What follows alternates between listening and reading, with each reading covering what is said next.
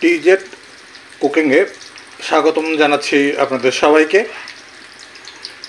আজকে রান্না হবে দেশি মুরগি। দেশি মুরগি একদম কেটে ধুয়ে পরিষ্কার করে এখানে আমরা নিয়ে নিয়েছি। দেশি মুরগির সঙ্গে থাকছে ডিম, এগুলি কিন্তু হাঁসের ডিম। দেশি মুরগি, হাঁসের ডিম, ছোট আলু সিদ্ধ করে নেওয়া হয়েছে, আর টমেটো থাকছে সঙ্গে। গোটা রসুন দিয়ে দিব আমরা। এখানে বাটা মশলা রয়েছে, মরিচ বাটা, রসুন বাটা, জিরা বাটা, আদা বাটা, প্রয়োজন অনুযায়ী টক দই নিয়ে নিয়েছি আমরা, এবং কিছু গরম মশলা, পেঁয়াজ কেটে নিয়েছি।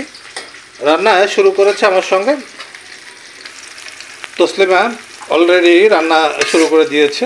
সে তেলে পেঁয়াজ দিয়ে দিয়েছে। ডিমগুলি আমরা ভালোভাবে ভেজে নিব। এখানে তেলে আমরা ডিম দিয়ে দিয়েছি।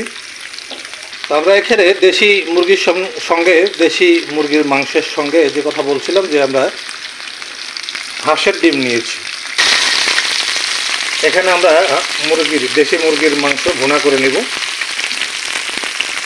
হাঁসের ডিম এবং দেশি মুরগির মাংস, ছোট আলু, দেশি আলু, টমেটো।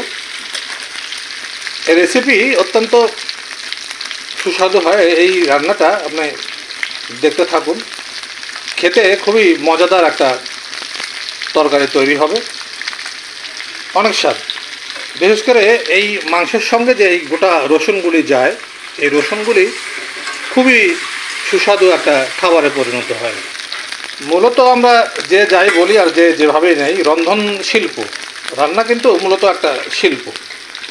এটি নিয়ে আপনি যত গবেষণা করবেন, যত নতুনত্ব আনার চেষ্টা করবেন, তত এটি ভালো থেকে ভালো হতেই থাকবে।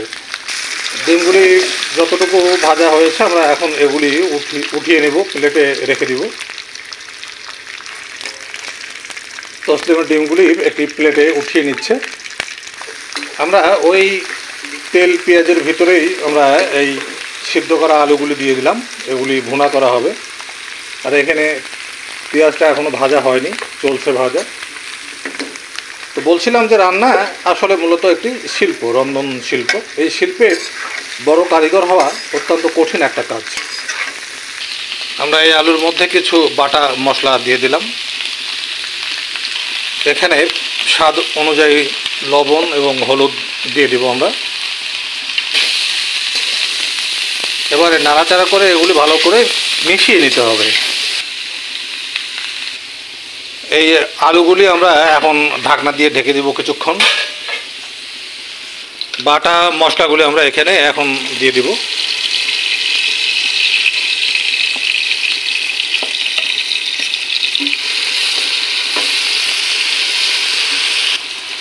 এখানেও স্বাদ অনুযায়ী আমরা লবণ দিয়ে দিব।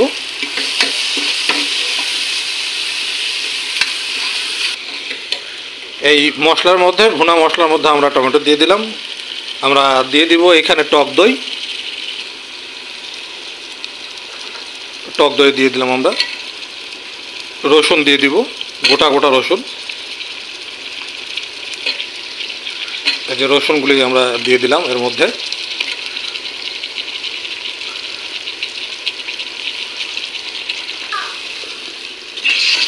একটু ভালোভাবে এগুলি কষাতে হবে। তারপর আমরা এর ভিতরে দেশি মুরগির মাংস দিয়ে দিব, একটু কষাতে হবে।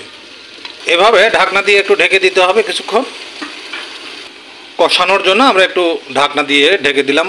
এখানে আলুটাও আমরা ঢাকনা দিয়ে ঢেকে রেখেছি।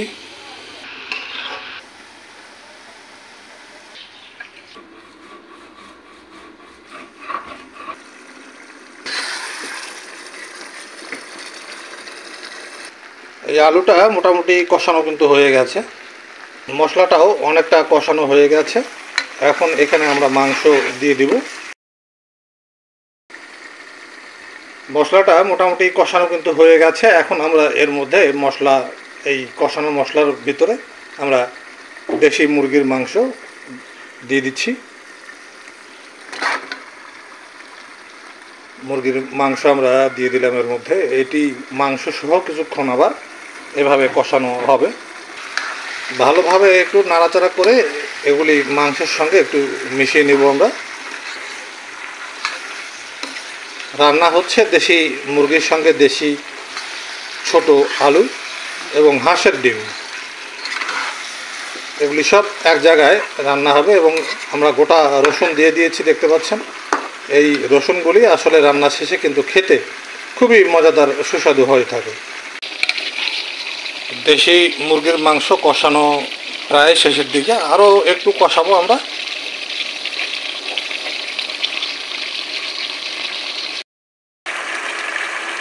মাংসটা মোটামুটি কিন্তু কষানো হয়ে গেছে, তেল ছেড়ে দিয়েছে, দেখতে পাচ্ছেন। যে এখন আমরা এই দেশি মুরগির সঙ্গে দেশি আলু, যেটি আমরা আগেই কষিয়ে নিয়েছিলাম, সেটি দিয়ে দিব।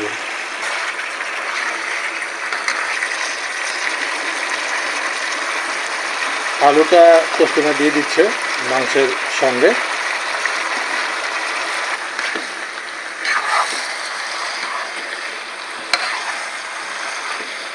আমরা মাংস এবং আলু একসঙ্গে করলাম, এভাবে কিছুক্ষণ আরও কষানো হবে। তারপরে আমরা গরম পানি দিয়ে দেব। আমরা কিছুটা গরম পানি দিয়ে দিলাম।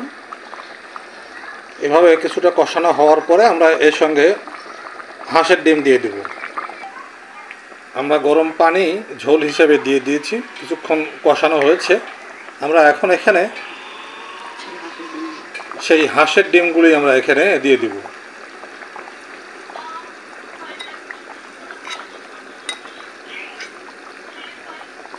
হাঁসের ডিম আমরা দিয়ে দিচ্ছি। অনেকেই হয়তো ভাবতে পারেন যে হাঁসের ডিম অনেকটা আঁচটা গন্ধ করে, তবে সেটি নির্ভর করে। আমি প্রথমে বলছিলাম যে রন্ধন শিল্প এটি একটি জটিল শিল্প। এই শিল্পে অনেক কিছুই সম্ভব চেষ্টা করলে। হাঁসের ডিমে একটু গন্ধ থাকবে না। আপনারা যারা পছন্দ করেন এই খাবারটি, তারা বাড়িতে পরীক্ষা করে দেখতে পারেন।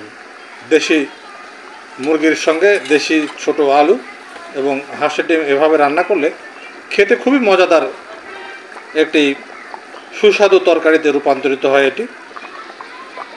তো রান্নাটা প্রায় শেষের দিকে।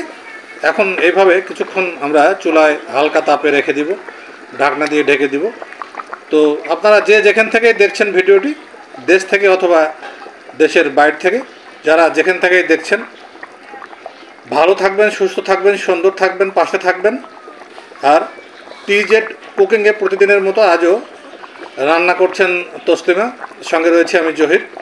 আর টিজেড কুকিংয়ের পক্ষ থেকে এই আজকে যে রান্না হলো, এই রান্না দাওয়াত রইল সবার। আপনারা চলে আসবেন টিজেড কুকিংয়ে। ভালো থাকবেন। আবারও সবাইকে শুভেচ্ছা জানিয়ে আমি আজকের মতো বিদায় নিচ্ছি। দেখা হবে অন্য কোনো দিন, অন্য কোনো নতুন ভিডিওতে।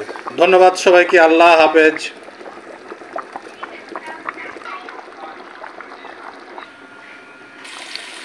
রান্নাটা প্রায় হয়ে গেছে।